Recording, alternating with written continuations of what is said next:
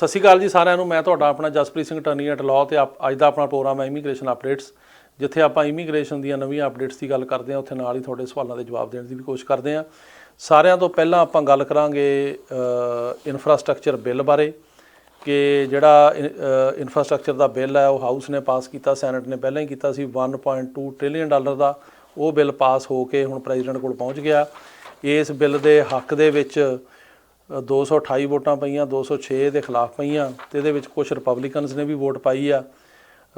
13 Republican party ਦੇ ਮੈਂਬਰਾਂ ਨੇ ਅਤੇ 6 ਡੈਮੋਕਰੈਟਸ ਨੇ ਇਹਦੇ ਅਗੇਂਸਟ ਪਾਈ ਆ। ਅਤੇ ਇਹ ਬਿੱਲ ਜਿਹੜਾ ਹੈਗਾ ਇਹ ਪਾਸ ਹੋ ਕੇ ਬਹੁਤ ਵੱਡੀ ਪ੍ਰਾਪਤੀ ਸਮਝੀ ਜਾ ਰਹੀ ਹੈ, ਕਿਉਂਕਿ ਇਹਦੇ ਨਾਲ ਜਿੱਥੇ ਅਮਰੀਕਾ ਦਾ ਜਿਹੜਾ ਇਨਫਰਾਸਟਰਕਚਰ ਹੈ, ਸੜਕਾਂ ਆ ਗਈਆਂ, ਪੁਲ ਆ ਗਏ, ਏਅਰਪੋਰਟ ਆ ਗਏ, ਉਹ ਚੇਂਜ ਹੋਏਗਾ। ਉਹਦੇ ਨਾਲ ਹੋਰ ਵੀ ਕਈ ਕੁਛ ਇੱਥੇ ਜਿਹੜਾ ਹੈਗਾ ਉਹਦਾ ਫਾਇਦਾ ਹੋਏਗਾ।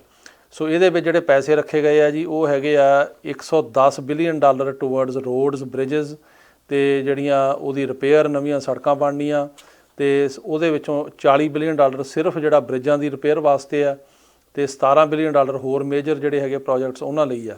$66 ਬਿਲੀਅਨ ਰੱਖਿਆ ਗਿਆ ਰੇਲ ਸਰਵਿਸਿਜ਼ ਲਈ, ਰੇਲ ਰੋਡ ਲਈ। $65 ਬਿਲੀਅਨ ਬਰੋਡਬੈਂਡ ਲਈ ਜਿਹੜਾ ਇੰਟਰਨੈਟ ਸਰਵਿਸਿਜ਼ ਆ। $55 billion for water infrastructure, $21 billion environmental remediation. ਉਦੋਂ ਬਾਅਦ $47 billion for flooding and coastal resiliency. $39 billion to modernize transit in which is the largest federal investment in public transit। 25 billion airports ਲਈ, ਇਕੱਲੇ airport ਲਈ $25 billion. ਇਹਦੇ ਨਾਲ airports ਦੀ ਦਿੱਖ ਜਿਹੜੀ ਆ ਉਹ ਕਾਫੀ ਅੱਗੇ ਨਾਲੋਂ ਬੈਟਰ ਹੋ ਜਾਏਗੀ।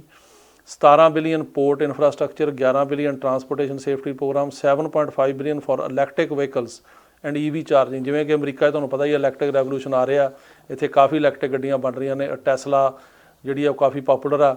ਉਹਦੇ ਨਾਲ ਜਿਹੜੀਆਂ ਬਾਕੀ ਕੰਪਨੀਆਂ ਨੇ, ਕਾਰ ਕੰਪਨੀਜ਼, ਉਹ ਵੀ ਸਾਰੀਆਂ ਅਗਲੇ ਸਾਲ ਜਾਂ ਉਸ ਤੋਂ ਅਗਲੇ ਸਾਲ ਕਾਫੀ ਜ਼ਿਆਦਾ ਇਲੈਕਟ੍ਰਿਕ ਗੱਡੀਆਂ ਆਉਣਗੀਆਂ। ਉਹਨਾਂ ਵਾਸਤੇ ਜਿਹੜੇ ਚਾਰਜਿੰਗ ਸਟੇਸ਼ਨ ਨੇ ਕਿ ਚਾਰਜ ਕਿੱਥੇ ਕਰਨੀਆਂ ਨੇ, ਉਹ $7.5 ਬਿਲੀਅਨ ਉਹਦੇ ਵਾਸਤੇ ਰੱਖਣ ਜਾ ਰਹੇ ਨੇ। ਕਿਉਂਕਿ ਹੁਣ ਜਿਹੜੀ ਚਾਰਜਿੰਗ ਹੈਗੀ, ਟੈਸਲਾ ਦੀ ਗੱਡੀਆਂ ਦੀ ਚਾਰਜਿੰਗ ਤਾਂ ਹੁੰਦੀ ਆ, ਉਹਨਾਂ ਦੇ ਹਰ ਥਾਂ 'ਤੇ ਚਾਰਜਿੰਗ ਸਟੇਸ਼ਨ ਹੈਗੇ, ਪਰ ਬਾਕੀਆਂ ਦੀ ਔਖੀ ਆ।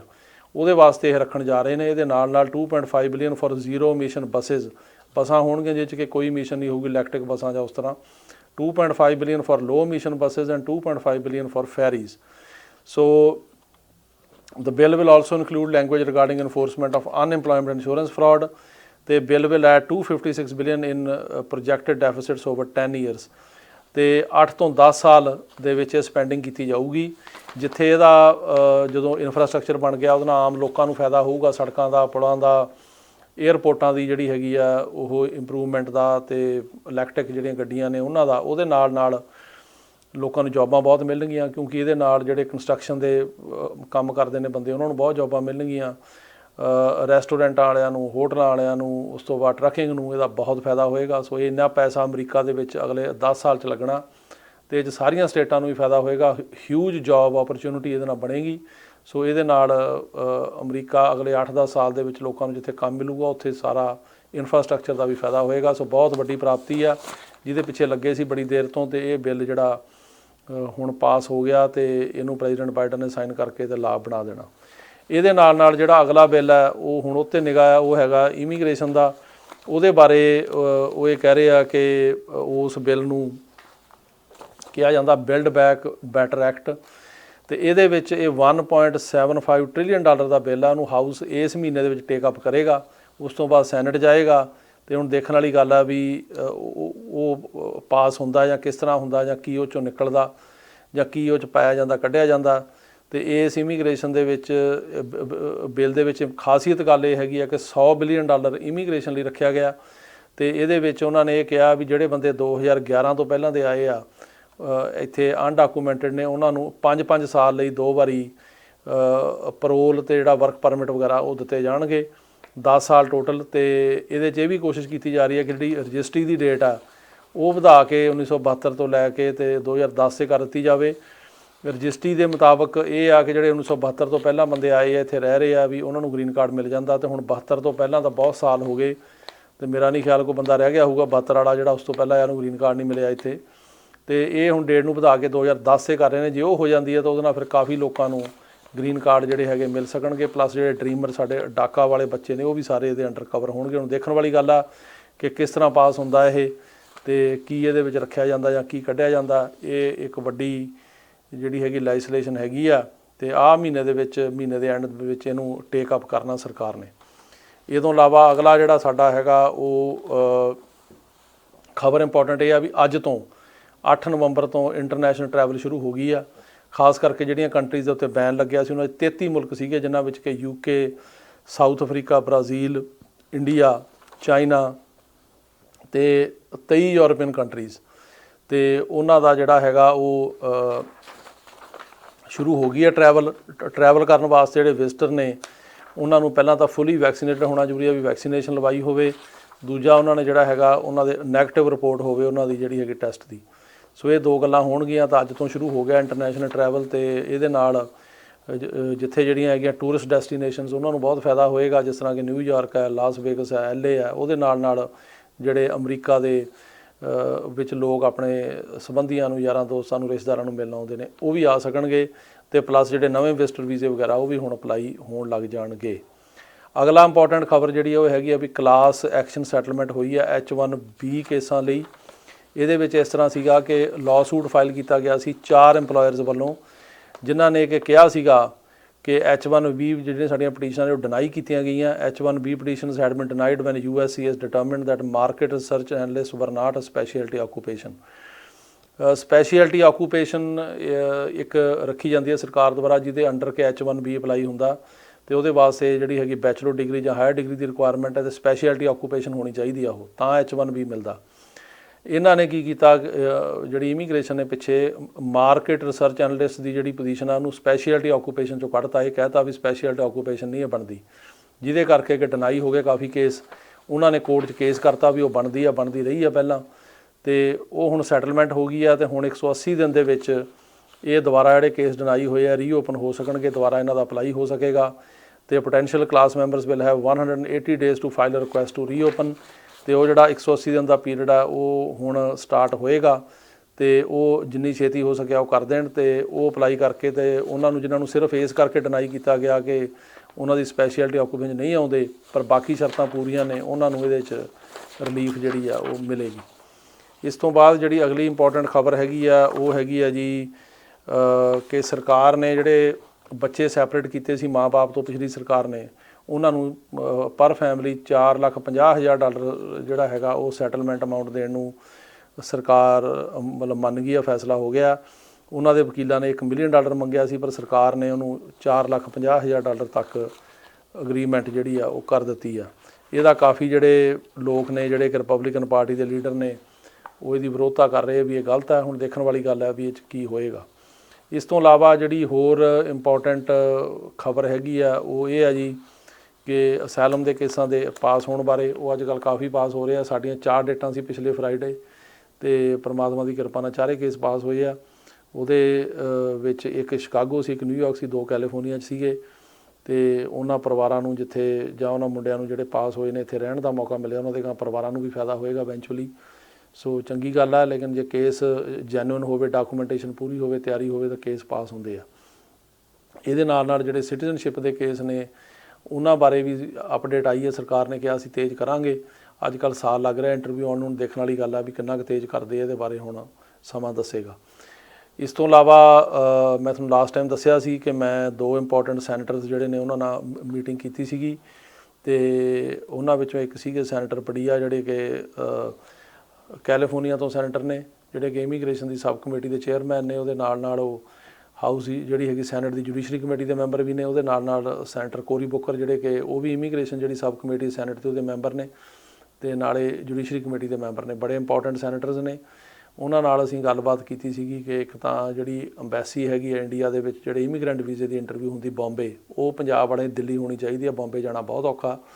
ਦੂਸਰਾ ਉਹਨਾਂ ਨੂੰ ਇਹ ਕਿਹਾ ਸੀ ਕਿ ਜਿਹੜੇ ਵਰਕ ਪਰਮਿਟ ਦੇ ਰਿਨੂਵਲ ਨੂੰ 10 ਮਹੀਨੇ ਤੋਂ 12 ਮਹੀਨੇ ਲੱਗ ਰਹੇ, ਵੀ ਟਾਈਮ ਜ਼ਿਆਦਾ। ਤੀਜਾ ਜਿਹੜਾ ਬੈਕਲੌਗ ਹੈ F3 F4 ਕੈਟੇਗਰੀਆਂ ਦਾ, ਇਹ ਬਹੁਤ ਜ਼ਿਆਦਾ, ਇਹਦੇ ਬਾਰੇ ਕੁਛ ਕਰੋ। ਇਹਦੇ ਬਾਰੇ ਗੱਲਬਾਤ ਹੋਈ ਸੀ, ਤੇ ਉਹਨਾਂ ਦੀ ਮੈਨੂੰ ਕਮਿਊਨੀਕੇਸ਼ਨ ਆਈ ਹੈ ਵੀ ਅਸੀਂ ਉੱਤੇ ਵਰਕ ਕਰ ਰਹੇ ਹਾਂ, ਤੇ ਉਹ ਗੱਲਬਾਤ ਹੁਣ ਅੱਗੇ ਤੁਰੀ ਹੈ। ਹੁਣ ਤੁਹਾਨੂੰ ਆਉਂਦੇ ਦਿਨਾਂ 'ਚ ਦੱਸਾਂਗੇ। ਆਹ ਵੀਕ ਸਾਡੀ ਜਿਹੜਾ ਅਸਿਸਟੈਂਟ ਸਪੀਕਰ ਨੇ ਹਾਊਸ ਦੇ, ਉਹਨਾਂ ਨਾਲ ਗੱਲਬਾਤ ਹੋਣੀ ਇਹਨਾਂ ਇਸ਼ੂਜ਼ ਦੇ ਉੱਤੇ। ਅਸਿਸਟੈਂਟ ਸਪੀਕਰ ਜਿਹੜੇ ਸਪੀਕਰ ਹੈਗੇ ਨੈਂਸੀ ਪਲੋਸੀ, ਉਹਨਾਂ ਤੋਂ ਬਾਅਦ 2 ਨੰਬਰ ਦੀ ਪੋਜੀਸ਼ਨ ਹੁੰਦੀ ਆ। ਜਿਵੇਂ ਆਪਣੇ ਇੰਡੀਆ ਦੇ ਵਿੱਚ ਡਿਪਟੀ ਸਪੀਕਰ ਕਿਹਾ ਜਾਂਦਾ, ਇੱਥੇ ਅਸਿਸਟੈਂਟ ਸਪੀਕਰ ਕਿਹਾ ਜਾਂਦਾ। ਸੋ ਉਹਨਾਂ ਨਾਲ ਗੱਲਬਾਤ ਹੋਏਗੀ ਅਤੇ ਉਹਨਾਂ ਨਾਲ ਵੀ ਇਹਨਾਂ ਇਸ਼ੂਜ਼ 'ਤੇ ਗੱਲਬਾਤ ਆਪਾਂ ਤੇ ਕਰਾਂਗੇ, ਤੁਹਾਨੂੰ ਅਪਡੇਟ ਦੇਵਾਂਗੇ। ਸੋ ਇਹ ਸੀ ਇੰਪੋਰਟੈਂਟ ਖਬਰਾਂ ਇਸ ਵੀਕ ਦੀਆਂ। ਹੁਣ ਥੋੜ੍ਹੇ ਸਵਾਲਾਂ ਦੇ ਜਵਾਬ ਦੇਣ ਦੀ ਕੋਸ਼ਿਸ਼ ਕਰਦੇ ਹਾਂ ਜੀ। ਪਹਿਲਾ ਸਵਾਲ ਹੈਗਾ ਜੀ ਕਿ ਉਹ ਕਹਿ ਰਹੇ ਆ ਕਿ ਮੇਰੀ F3 ਪਟੀਸ਼ਨ ਕੈਟਾਗਰੀ ਸਤੰਬਰ 2010 'ਚ ਅਪਲਾਈ ਕੀਤੀ ਆ, ਅਤੇ ਬਰਥ ਸਰਟੀਫਿਕੇਟ ਜਿਹੜੇ ਸੀ ਉਸ ਟਾਈਮ 'ਤੇ ਮੇਰੇ ਬੱਚਿਆਂ ਦਾ ਇਸ਼ੂ ਜਿਹੜਾ ਹੈਗਾ ਉਹ ਰੇਜ਼ ਹੋਇਆ ਸੀਗਾ, ਅਤੇ ਉਦੋਂ ਬਾਅਦ ਅਸੀਂ ਜਿਹੜੀਆਂ ਕਲੈਰੀਫਿਕੇਸ਼ਨਸ ਭੇਜਤੀਆਂ ਸੀਗੀਆਂ USCIS ਨੂੰ, ਅਤੇ ਉਹਨਾਂ ਨੇ ਅਪਰੂਵਲ ਵੀ ਭੇਜਤੀ ਸੀਗੀ, ਅਤੇ ਇਹ ਦੁਬਾਰਾ ਆਬਜੈਕਸ਼ਨ ਰੇਜ਼ ਹੋਣਗੇ ਕਿ ਨਹੀਂ ਹੋਣਗੇ। ਪਹਿਲੀ ਗੱਲ ਤਾਂ ਇਹ ਹੈਗੀ ਆ ਕਿ 2010 'ਚ ਕੀਤਾ, ਜੇ 2008 ਚੱਲ ਰਿਹਾ ਜੀ ਕੈਟਾਗਰੀ ਨੂੰ। ਅਤੇ ਦੂਜੀ ਗੱਲ ਇਹ ਹੈਗੀ ਆ ਕਿ ਜੇ ਇੱਕ ਵਾਰੀ ਸੈਟਲ ਹੋ ਗਿਆ ਦੁਬਾਰਾ ਕਰਨਾ ਤਾਂ ਨਹੀਂ ਚਾਹੀਦਾ, ਪਰ ਫਿਰ ਵੀ ਡਾਕੂਮੈਂਟੇਸ਼ਨ ਜਿਹੜੇ ਹੈਗੇ ਦੁਬਾਰਾ ਮੰਗੀ ਜਾ ਸਕਦੀ ਆ। ਦੁਬਾਰਾ ਅੰਬੈਸੀ ਉਹੀ ਚੀਜ਼ਾਂ ਫਿਰ ਮੰਗ ਸਕਦੀ, ਉਹਨਾਂ 'ਤੇ ਕੋਈ ਪਾਬੰਦੀ ਨਹੀਂ ਆ ਵੀ ਨਹੀਂ ਮੰਗਣਗੇ ਉਹ। ਤੁਹਾਨੂੰ ਮੈਂ ਦੱਸਦਾ ਵੀ ਜਿਹੜੀਆਂ ਡੇਟਾਂ ਚੱਲ ਰਹੀਆਂ ਨੇ, ਉਹ F4 ਕੈਟਾਗਰੀ ਜਿਹੜੀ ਭਰਾ ਭੈਣ ਦੀ ਉੱਥੇ ਚੱਲ ਰਿਹਾ 15 ਸਤੰਬਰ 2005। F3 ਕੈਟਾਗਰੀ ਹੈ US ਸਿਟੀਜ਼ਨ ਦੇ ਜਿਹੜੇ ਮੈਰਿਡ ਬੱਚਿਆਂ ਦੀ, ਅਤੇ ਉਹਨਾਂ ਦੇ ਗਾਂਹ ਬੱਚਿਆਂ ਦੀ ਉੱਥੇ ਚੱਲ ਰਿਹਾ 22 ਨਵੰਬਰ 2008। F2B ਕੈਟਾਗਰੀ ਹੈ ਗ੍ਰੀਨ ਕਾਰਡ ਹੋਲਡਰ ਦੇ ਓਵਰ 21 ਬੱਚਿਆਂ ਦੇ, ਉੱਥੇ ਚੱਲ ਰਿਹਾ 22 ਸਤੰਬਰ 2015। F2A ਕਰੰਟ ਹੈ। F1 ਕੈਟਾਗਰੀ ਹੈਗੀ ਹੈ ਜੀ ਦਸੰਬਰ 1 2014। ਇਹਦੇ ਨਾਲ ਜਿਹੜੀ ਡੇਟਾਂ ਦੇ ਪੇਪਰ ਮੰਗ ਰਹੇ ਨੇ ਜੀ ਹੁਣ ਨਵੰਬਰ ਦੇ ਵਿੱਚ, ਉਹਦੇ ਬਾਰੇ ਵੀ ਤੁਹਾਨੂੰ ਜਾਣਕਾਰੀ ਦੇ ਦਈਏ। ਉਹਦੇ ਬਾਰੇ F4 ਹੈਗਾ ਜੀ ਜਨਵਰੀ 1 2006। F3 ਹੈਗਾ 22 ਅਗਸਤ 2009। F2B ਹੈ 22 ਸਤੰਬਰ 2016। F2A ਹੈ 1 ਜੂਨ 2021 ਅਤੇ F1 ਹੈ 15 ਮਈ 2016। ਅਤੇ ਬਹੁਤ ਸਲੋਅ ਚੱਲ ਰਿਹਾ ਜੀ, ਅਤੇ ਹੁਣ ਕਾਮਨਾ ਕਰਦੇ ਹਾਂ ਵੀ ਫਾਸਟ ਹੋਵੇ। ਅਗਲਾ ਸਵਾਲ ਹੈ ਜੀ ਕਿ ਇਹ ਕਹਿ ਰਹੇ ਕਿ ਮੈਂ ਆਪਣੇ ਭਰਾ 2006 'ਚ ਅਪਲਾਈ ਕੀਤਾ ਸੀਗਾ, ਅਤੇ ਇਹਦੇ ਵਿੱਚ ਵੀ ਉਹ ਕਹਿੰਦੇ ਬਰਥ ਸਰਟੀਫਿਕੇਟ ਬਾਰੇ ਕੁਐਸਚਨ ਸੀਗੇ, ਅਸੀਂ ਭੇਜਤੇ ਆ, ਅਤੇ ਕੇਸ ਅਜੇ ਅਪਰੂਵਲ ਡੇਟ ਨਹੀਂ ਆਈ। ਦੇਖੋ ਕਿੰਨਾ ਟਾਈਮ ਲੱਗੂ ਅਪਰੂਵਲ ਆਉਣ ਨੂੰ। ਇਹਦੇ ਬਾਰੇ ਦੇਖੋ ਤੁਹਾਨੂੰ ਉੱਥੇ ਪਤਾ ਕਰਨਾ ਪੈਣਾ, ਕਿਉਂਕਿ ਅੱਜ ਕੱਲ੍ਹ ਅਪਰੂਵਲ 8 ਤੋਂ 10 ਸਾਲ ਲੱਗ ਰਹੇ ਆ। ਪਰ ਉਹਦਾ ਮਤਲਬ ਇਹ ਨਹੀਂ ਵੀ ਤੁਸੀਂ ਪਤਾ ਨਾ ਕਰੋ, ਤੁਸੀਂ ਇਨਕੁਆਇਰੀ ਇਹਦੇ ਬਾਰੇ ਜ਼ਰੂਰ ਕਰੋ। ਅਗਲਾ ਸਵਾਲ ਹੈ ਜੀ ਕਿ 2011 'ਚ ਉਹ ਕਹਿੰਦੇ ਅਸੀਂ F3 'ਚ ਅਪਲਾਈ ਕੀਤਾ ਸੀ, ਕਿੰਨਾ ਟਾਈਮ ਲੱਗੂਗਾ? ਅਜੇ ਤਾਂ ਜੀ 2008 ਚੱਲ ਰਿਹਾ ਉੱਥੇ, ਅਤੇ ਤੁਹਾਨੂੰ ਇਹਦਾ ਜਿਹੜਾ ਹੈਗਾ ਉਹ ਟਾਈਮ ਅਜੇ 3 ਸਾਲ ਹੋਰ ਲੱਗਣੇ ਚਾਹੀਦੇ ਆ। ਅਗਲਾ ਸਵਾਲ ਹੈ ਜੀ ਕਿ ਉਹ ਇਹ ਕਹਿ ਰਹੇ ਕਿ F3 ਕੈਟਾਗਰੀ ਦੀ 2011 'ਚ ਅਪਲਾਈ ਕੀਤਾ ਸੀ, 15 ਦੇ ਵਿੱਚ ਅਪਰੂਵਲ ਆਈ ਆ, ਅਤੇ 20 ਸਾਲ ਦੀ ਉਮਰ ਹੈਗੀ ਬੱਚੇ ਦੀ, ਕਿ ਕੀ ਉਹ ਕਵਰ ਹੋ ਜਾਏਗਾ? ਦੇਖੋ ਇਸ ਤਰ੍ਹਾਂ ਹੈ ਕਿ ਜੇ ਤੁਸੀਂ 11 'ਚ ਕੀਤਾ 15 'ਚ ਆਈ, 4 ਸਾਲ ਦਾ ਤੁਹਾਨੂੰ ਗ੍ਰੇਸ ਪੀਰੀਅਡ ਮਿਲਿਆ, ਅਜੇ ਇਹਨੂੰ 3 ਸਾਲ ਹੋਰ ਲੱਗਣਗੇ ਵਾਰੀ ਆਉਣ ਨੂੰ। 8 ਚੱਲ ਰਿਹਾ ਜੀ, ਜਿਹਦਾ 3 ਸਾਲ 'ਚ ਵਾਰੀ ਆ ਗਈ ਫਿਰ ਤਾਂ ਕਵਰ ਹੋ ਜਾਏਗਾ। ਜੇ ਇਹਨੂੰ ਜ਼ਿਆਦਾ ਟਾਈਮ ਲੱਗਿਆ ਤਾਂ ਫਿਰ ਹੋਰ ਜ਼ਿਆਦਾ ਟਾਈਮ ਵੀ ਲੱਗ ਸਕਦਾ, ਕਿਉਂਕਿ ਸ਼ਾਇਦ ਵਾਰੀ ਫਿਰ ਨਾ ਆਵੇ, ਕਿਉਂਕਿ ਜਿਹੜਾ ਚਾਈਲਡ ਸਟੈਟਸ ਪ੍ਰੋਟੈਕਸ਼ਨ ਐਕਟ ਆ ਉਹਦੇ ਤਹਿਤ ਇਹ ਦੇਖਣਾ ਜ਼ਰੂਰੀ ਹੁੰਦਾ ਕਿ ਜਦੋਂ ਅਪਲਾਈ ਕੀਤਾ ਉਦੋਂ ਉਮਰ ਕਿੰਨੀ ਆ, ਜਦੋਂ ਅਪਰੂਵਲ ਆਈ ਉਦੋਂ ਕਿੰਨੀ ਆ, ਜਦੋਂ ਪ੍ਰਾਇਓਰਟੀ ਡੇਟ ਆਈ ਉਦੋਂ ਕਿੰਨੀ ਆ। ਉਹ ਟਾਈਮ ਉਹ 'ਚੋਂ ਕੱਢਣਾ ਪੈਂਦਾ, ਅਤੇ ਉਹ ਕੱਢ ਕੇ ਜਿੰਨਾ ਟਾਈਮ ਬਚ ਜਾਂਦਾ ਉਹ ਉਸ ਹਿਸਾਬ ਨਾਲ ਇਹਨਾਂ ਦੇ ਜਿਹੜੇ ਹੈਗੇ ਜੇ 3 ਸਾਲ ਬਾਅਦ ਆਉਂਦੀ ਹੈ ਤਾਂ 4 ਸਾਲ ਦਾ ਟਾਈਮ ਬਚਦਾ, ਉਹ ਕਵਰ ਹੋ ਸਕਦੇ ਆ। ਲੇਕਿਨ ਇਹਨਾਂ ਦਾ ਅਨਮੈਰਿਡ ਰਹਿਣਾ ਜ਼ਰੂਰੀ ਆ, ਅਤੇ ਜੇ ਇਹ ਪੜ੍ਹਨ ਵਾਸਤੇ ਕਿਤੇ ਹੋਰ ਜਾਣਾ ਚਾਹੁੰਦੇ ਜਾ ਸਕਦੇ ਆ, ਪਰ ਅਨਮੈਰਿਡ ਹੋਣਾ ਜ਼ਰੂਰੀ ਆ।